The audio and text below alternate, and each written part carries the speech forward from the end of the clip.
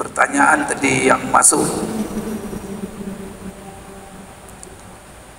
yaitu sebenarnya ini bukan masalah baru ya, ini masalah sudah lama, masalah yang mana Bapak Ibu sekalian diulang-ulang masalah ini terus, dan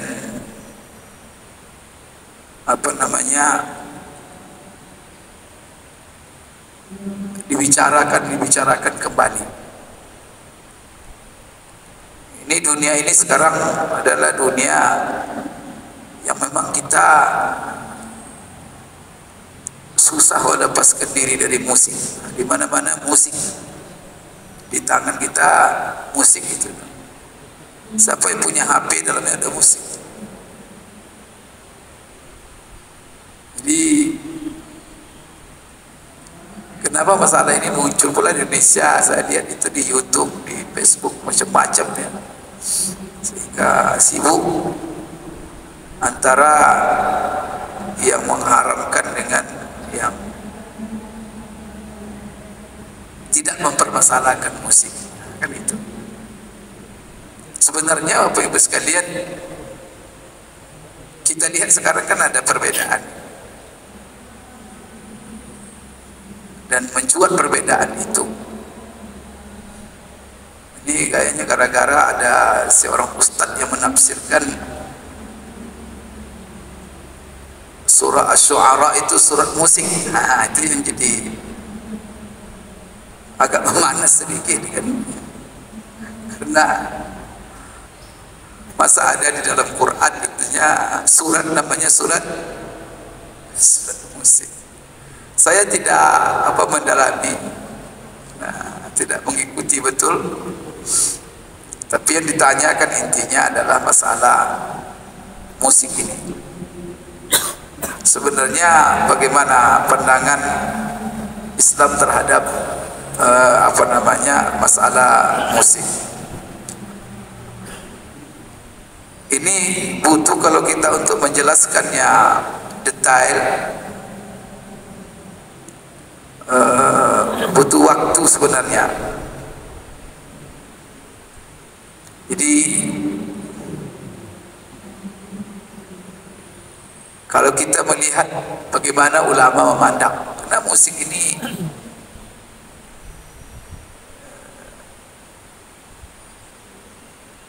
kan ada yang bersamaan dengan musik, ada bunyinya saja, alat, kemudian ada pula yang disebut dengan ghina, nyanyian.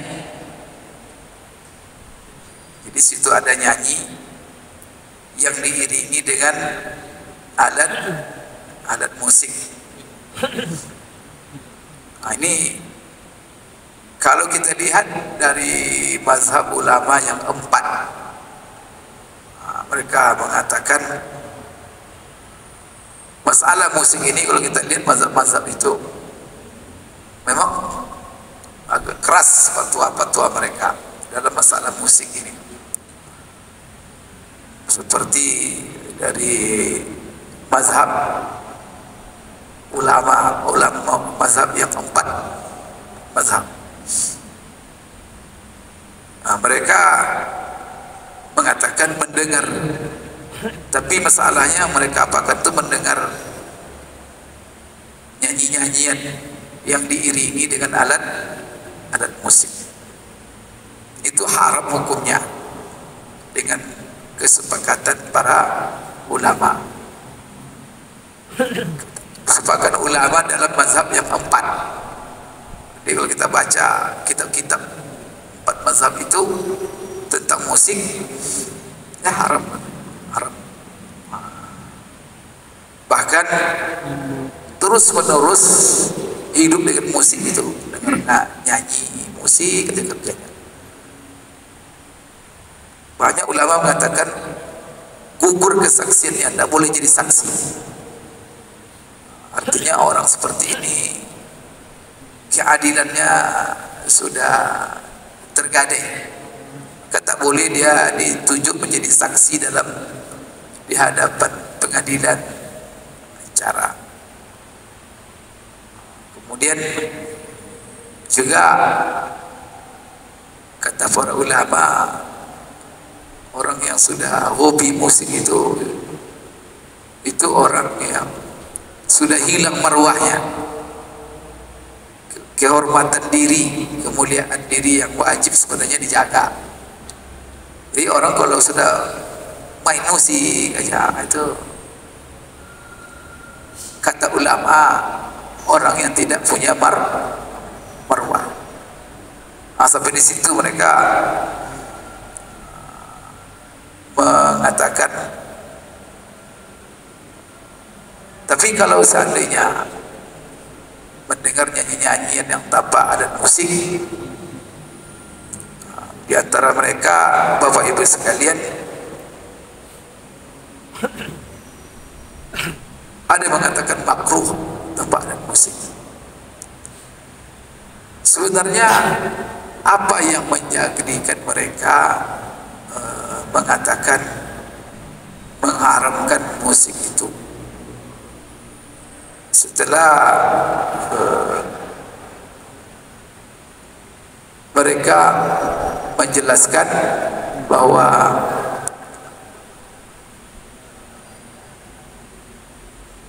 tidak ada di dalam Al-Quran ayat yang tegas, artinya soreh, tegas gitu, dan tidak menerima penafsiran lain kecuali bahwa yang dimaksud itu adalah musik, menyatakan bahwa musik itu haram secara tegas, baik dalam Al-Quran ataupun sunnah. Ya, cuma yang mengatakan musik itu haram ya berlandas kepada beberapa ayat-ayat Al-Quran, yang mana ayat-ayat itu Bapak Ibu sekalian ada di situ menerima beberapa kemungkinan taksir. Sehingga dari dahulu masalah musik ini menjadi perdebatan sengit. Tapi ada yang mereka haramkan, sepakat semua ulama. Jadi apa yang mereka sepakatkan haram itu, yaitu diantaranya orang yang mendengar musik. Jadi bukan masalah musiknya itu sendiri, tetapi adalah efek atau sebab ilat kenapa musik itu diharamkan. Dia kembali kepada faktor ataupun maksud diharamkan. Jadi karena kan musik itu memalingkan orang, melupakan orang daripada mengingat Allah. Jadi kalau orang sudah cinta musik, sudah hobi musik, itu memalingkan dia dari zikrullah, daripada, sehingga dengan musik tidak peduli sholat ya. Karena sholat 5 waktu tidak peduli karena sudah musik aja. Maka kalau musik itu melalaikan orang daripada kewajiban-kewajibannya kepada Allah, maka musik seperti ini adalah haram. Karena wasailul haram kalau sesuatu itu membawa kepada yang haram, maka hukumnya juga haram. Gara-gara musik tinggal sholat, gara-gara musik tidak puasa dia, gara-gara musik, pokoknya musik itu akhirnya menjadi sarana memalingkan dia daripada mengingat Allah dan daripada sholat. Kemudian ada yang mengklaim bahwa musik itu tabiatnya memang itu. Kalau sudah orang bermusik, sudah tak peduli sholat. Tapi kan ini kan klaim juga. Tapi kalau memang gara-gara musik tidak sholat, dia itu sepakat ulama mengatakan itu adalah haram. Yang kedua,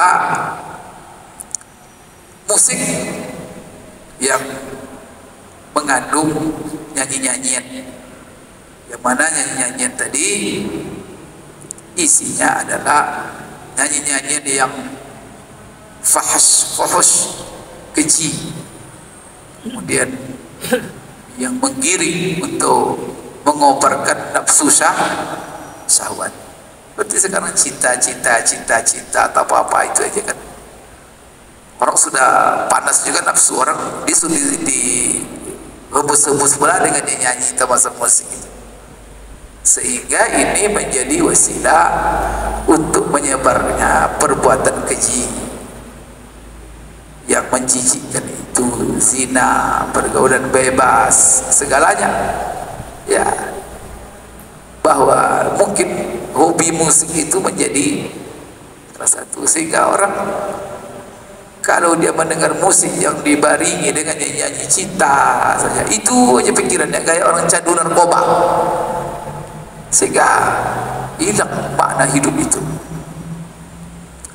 Nah, ini yang kedua. Jadi musik yang diiringi dengan nyanyi-nyanyi yang menggiring kepada hal-hal yang diharamkan dan itu mengandung hal-hal yang keji sifatnya, maka itu juga diharamkan oleh ulama. Nah, kemudian ada lagi yang disepakati, musik yang mengandung atau yang bersamaan dengan adanya terjadi campur baur laki-laki dan perempuan sambil bernyanyi-nyanyi, berdangsa-dangsa dengan musik, buka-bukaan aurat, dengan pakaian mini apa, ini kita lihatlah di zaman sekarang di mana-mana. Zaman sekarang dulu juga begitu, sambil menari-nari musik, tapi nyanyi campur baur laki-laki, perempuannya ada pakaian tidak senonoh, iyalah. Dan itu biasanya tidak ada pesta-pesta seperti itu, nyanyi-nyanyi apa kalau tidak ada musik. Biasanya itu pasti diiringi dengan, kan ada itu nyanyi itu diam aja, ada musik itu ada. Itu yang menyebabkan ulama itu mengatakan haram. Masalahnya musik itu selalu menjadi wasilah. Masal ada musik, itu ada sadar lagi, laki-laki perempuan kadang menjadi joget, astagfirullah, saya lihat di bar-bar, di KPKP, di itu sih. Maka yang utama dalam itu musik itu, berjudi sambil bermusik, minum-minum tua sambil musik, sehingga musik ini identik dengan yang haram. Sehingga karena identik itu yang membuat ulama, sebagian banyak ulama katakan musik haram, karena sudah identik dengan yang haram, yang haram-haram, itu tidak masalah itu. Maka musik itu identik dengan preman, identik dengan orang-orang yang tidak baik, identik dengan campur baur laki-laki perempuan, identik dengan minum, identik dengan pesta-pesta miras, identik. Jadi itu membuat asal ada musik situ, pasti kerja tidak baik. Ini dari dulu memang begitu, apalagi dulu orang soleh-soleh, zaman ulama-ulama, masyarakat masih bersih, maka tabu sekali musik itu di zaman itu. Ini zaman Imam Syafi'i itu kawan. Maka orang kalau bermusik di zaman itu memang orang fasik, itu memang orang tak benar. Karena di zaman itu orang baik-baik, soleh-soleh, ulama, keseriusan orang di zaman itu luar biasa. Orang kepengen ngaji, orang. Kalau zaman sekarang kembali kan, artinya kalau zaman dulu itu mungkin zaman Imam Syafi'i, zaman ulama-ulama tabi'in, mayoritas manusianya itu baik-baik. Maka kalau ada yang tidak baik, itu pasti identik dengan musik. Kalau ada orang ternyata teman itu tidak baik, itu pasti identik musik. Itu membuat ulama musik identik dengan yang haram. Maka fatwa mereka ada yang dulu itu haram. Sekarang pertanyaannya, mungkinkah musik itu untuk hal-hal yang baik-baik? Itu masalahnya. Mungkinkah musik itu untuk memberi orang semangat untuk ibadah? Kan itu pertanyaan itu. Mungkinkah musik itu merehatkan? Sekarang kan ada terapi-terapi penyakit musik. Kan musik itu macam-macam kan. Dengan musik, alat bunyi-bunyi musik itu macam-macam katanya manfaatnya, manfaat positif. Artinya, mungkinkah musik itu sekarang digunakan untuk hal-hal yang positif, seperti ya memberi semangat orang untuk melakukan kebaikan-kebaikan atau lainnya. Sekarang itu pertanyaannya. Ya, tentu kan ada situ pro kontra. Satu sisi memang tidak ada dalil yang tegas, yang qat'i menjelaskan haramnya musik. Yang kedua, musik itu barangkali bisa dijadikan untuk hal-hal yang positif. Nah, di sini membuat ulama berbeda pendapat dalam beberapa alat musik. Seperti Ibnu Qudamah ketika dia menjelaskan masalah musik ini, itu sudah berapa lama itu? Lama kan di zaman dia, itu abad keberapa? Dia sudah ada terkenal alat-alat musik di zaman mereka. Ini alat musik ini berkembang terus. Jadi gawat sekarang itu. Alat-alat yang digunakan orang untuk musik, bunyi-bunyian. Auzubillah. Sekarang ada lagi alat-alat yang itu. Kalau masuk kita langsung bisa sakit pada dibuatnya. Tapi ada orang di situ pula tenangnya dia.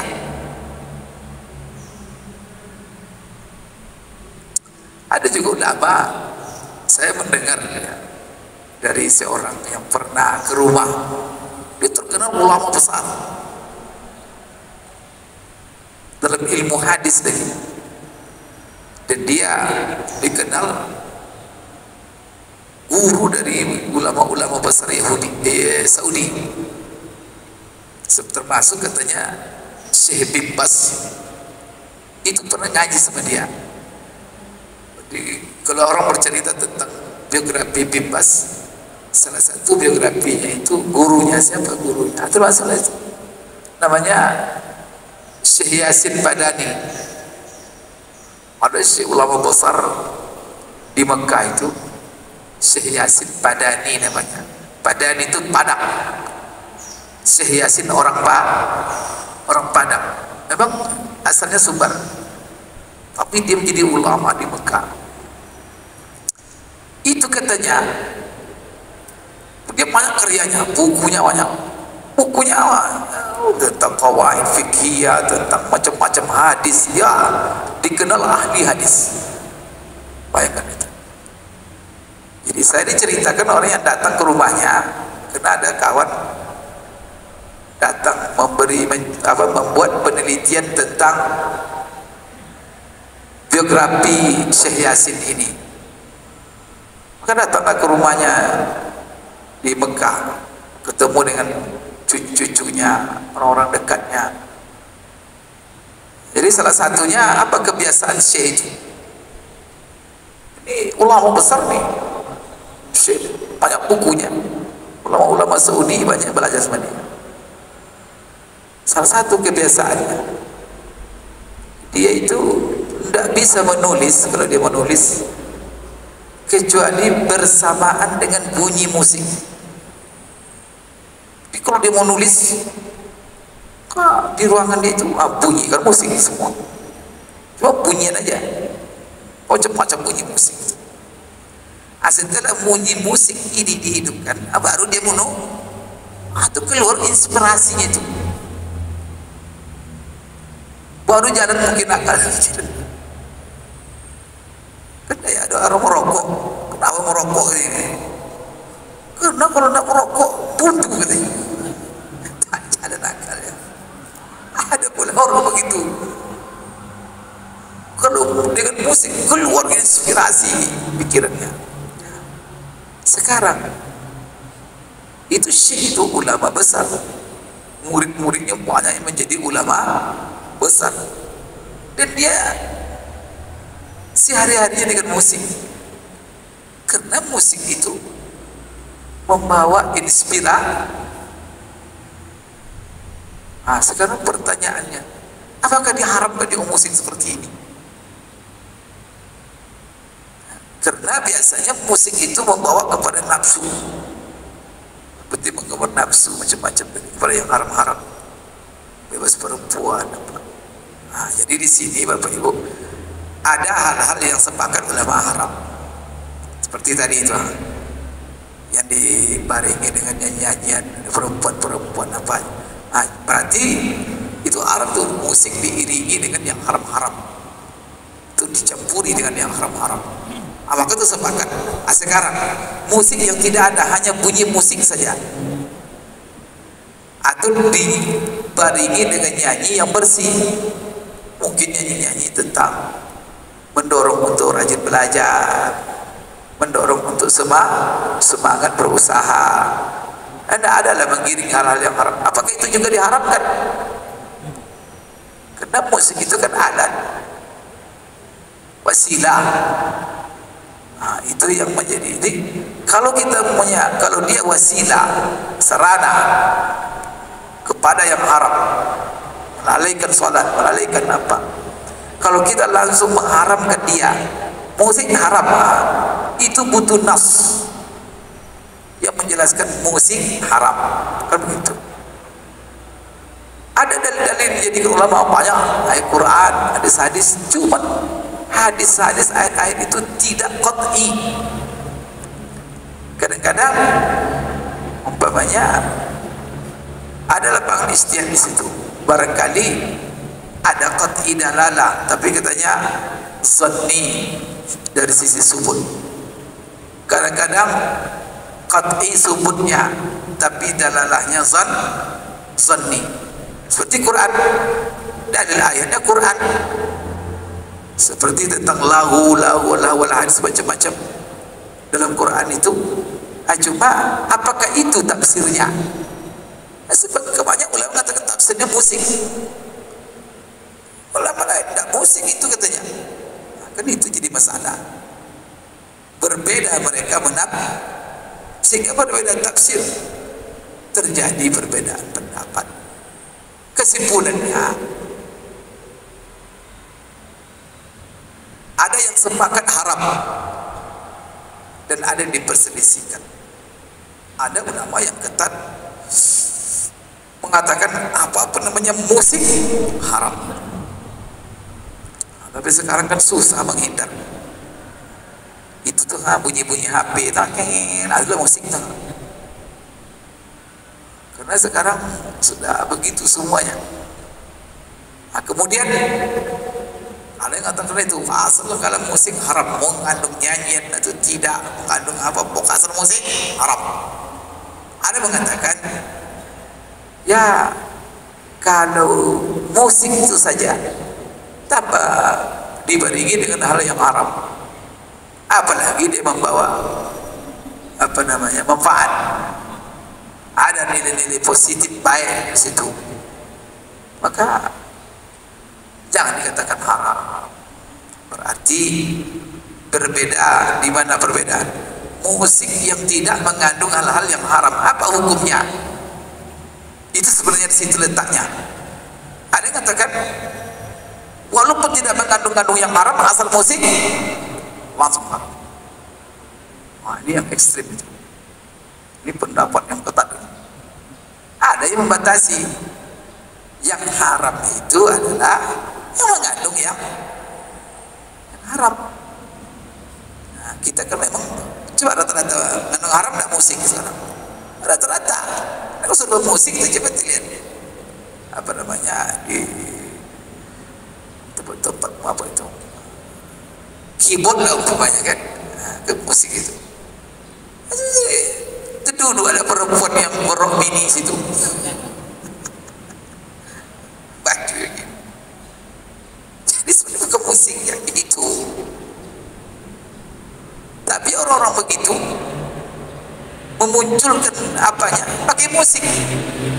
Nah, sehingga ya sebagai orang ya musik ini yang salah menjadi masalah ini. Nah, haram musik. Nah, tapi kan sekarang banyak Pak Mardawi di sekolah dia bapaknya senam pagi pakai musik supaya semangat senam anak-anak itu. Tapi kalau diem aja gitu, itu senam mereka aksesnya susah itu. Sekarang hanya digunakan musik itu sebagai kan digunakan untuk gerak-gerak olahraga supaya sehat. Nggak ada di situ nyanyi-nyanyian, nggak ada apa. Mungkin laki-laki saja. Kan kalau diem aja, nggak bergerak itu orang, karena ada musiknya. Tapi ada musik. Begitu juga ada orang sakit, kalau diuji, banyak mau sakit sekarang bunyikan musik untuk pasien-pasien yang mungkin ada penyakit tertentu. Musik itu obatnya. Nah, berarti di zaman sekarang terbukti ya ada nilai-nilai positif. Nah, maka di sini jadi inti masalah, kalau musik itu tidak mengandung yang haram, apakah haram dia? Sebenarnya, tapi kalau mengandung yang haram, tidak ada bicara itu. Tapi sekarang kalau dia tidak mengandung yang haram, apakah haram dia? Di sini ada yang katakan haram sama sekali. Tidak ada. Maka tidak ada musik yang itu yang boleh. Maka orang seperti ini hidupnya senyap aja. Tidak ada mungkin bunyi-bunyi hidupnya. Bila mana itu senyap aja. Tapi sekali lagi katakan selama tidak mengandung yang haram dan mengandung unsur positif, maka tidak ada masalah katanya. Disitulah Bapak Ibu sekalian masalahnya. Apalagi di zaman sekarang ini payah kita aja. Kalau kita haramkan musik, susah kita hidup. Pergi ke pasar, musik. Tiba di mall, ya Pak Mardawi ya, bagaimana belanja di mall itu? Musik aja semuanya. Maka terpaksalah masuk ke mall itu. Ini musik haram, berarti mall itu haram isinya. Mana boleh masuk? Pergi ke warung, warung rupanya bermusik juga. Akhirnya di rumah saja dia sendiri. Tidak boleh beras lagi. Dapat apa? Kenapa musik haram? Bidaya haram. Jadi sekarang itu sudah semacam apa ya? Sudah menjadi gejala umum dia yang tidak bisa orang lepas. Itu bagaimana?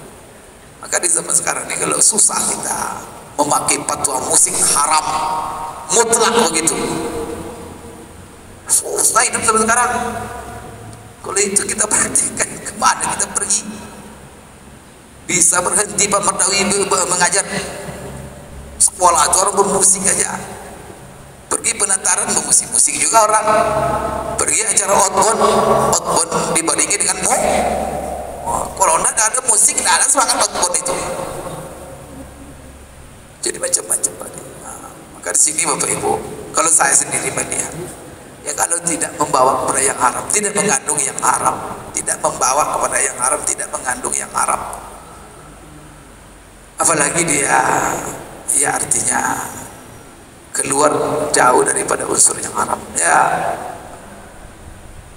mengharamnya kan itu susah. Jadi apalagi kalau seandainya ada unsur-unsur positif. Nah, kalau ada unsur positif macam-macam yang mengandung kebaikan di situ, ya apakah kita haramkan juga musik? Nah, di situ maka muncul ulama-ulama kontemporer seperti Dr. Yusuf Qaradawi, beberapa ulama lainnya, ya mereka mengatakan musik tidak ada masalah selama yang tadi itu tidak membawa, apalagi dia bisa membawa kebaikan. Saya kira itu wallahu a'lam bishawab.